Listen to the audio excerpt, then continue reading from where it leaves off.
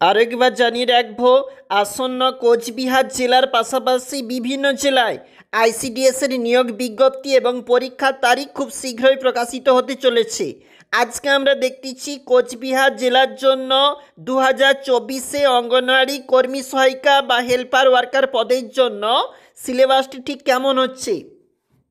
জানিয়ে রাখবো, তাদের জন্য নিয়োগ পদ্ধতিতে থাকছে লিখিত পরীক্ষা এবং থাকছে কিন্তু ইন্টারভিউ, এবং এছাড়াও থাকছে পরীক্ষা পরিচালনার জন্য কি কি পরিকল্পনা নেওয়া হয়েছে একবার দেখে নাও।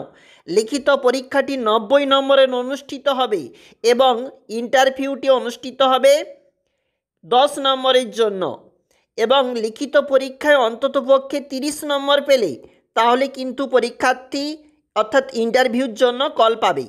শেষে লিখিত পরীক্ষার নম্বর এবং ইন্টারভিউ নম্বর যোগ করে মেরিট লিস্ট বানানো হবে। লিখিত পরীক্ষার ধরন দেখো, সম্পূর্ণ সিলেবাসটা একবার দেখে নাও। বিষয় প্রশ্ন সংখ্যা নম্বর, মাতৃভাষা থেকে প্রশ্ন সংখ্যা এবং তার নম্বর 15, ইংরেজি থাকতে প্রশ্ন সংখ্যা 15 এবং নম্বর থাকবে 20। সাধারণ জ্ঞান থাকতে দেখো 20টি প্রশ্ন এবং 20 নাম্বার থাকবে। জনস্বাস্থ্য, পুষ্টি, নারী সংক্রান্ত যে বিষয় সেখান থাকতে 15টি প্রশ্নপত্র এবং নাম্বার থাকবে কিন্তু 15। পাটিগণিত থাকতে 10টি প্রশ্নপত্র থাকবে, নাম্বার হিসাবে থাকছে কিন্তু 20 নাম্বার।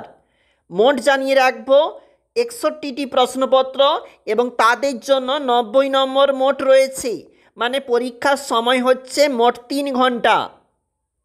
মাতৃভাষার সিলেবাসে কি থাকছে দেখো, এই মাতৃভাষার সিলেবাসে 150টি শব্দে একটা প্রবন্ধ লিখতে বলা হবে, মানে এই ধরনের প্রবন্ধ পণ প্রথা, ব্লাড ডোনেশন বা রক্তদান শিবির, রক্তদান সম্পর্কিত, মিড ডে মিল এই সম্পর্কিত, লক্ষ্মীর ভাণ্ডার এই সম্পর্কিত রচনা হয়ে থাকে। আমরা কিন্তু সম্পূর্ণ সাজেশন আনবো।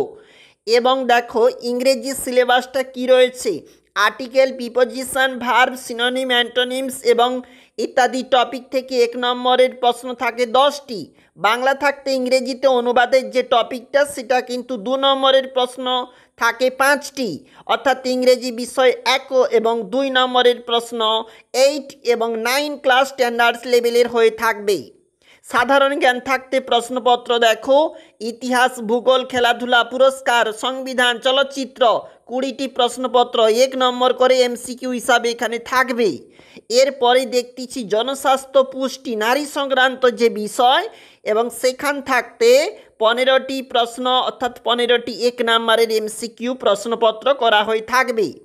পাটিগণিতের সিলেবাস দেখে নাও, অনুপাত, সমানুপাত, অংশীদারি কারবার, গড়, শতকরা, লাভ ক্ষতি, সময়, দূরত্ব ইত্যাদি টপিক থেকে 10টি অর্থাৎ 10টি 2 নম্বরের প্রশ্ন হয়ে থাকবে, মানে এক্ষেত্রে তোমার 8 ক্লাস স্ট্যান্ডার্ড লেভেল প্রশ্নপত্র হয়ে থাকবে। আসন্ন বিভিন্ন জেলায় লিখিত পরীক্ষার তারিখ একে একে করে প্রকাশিত হচ্ছে। আমরা কিন্তু জানাচ্ছি কোন জেলাতে কোন পরীক্ষা তারিখ ঠিক হয়েছে বা সিলেবাসটা কেমন হতে চলেছে। তোমরা অবশ্যই নজরে রেখো আমাদের এই সমস্ত আলোচনা পর্ব।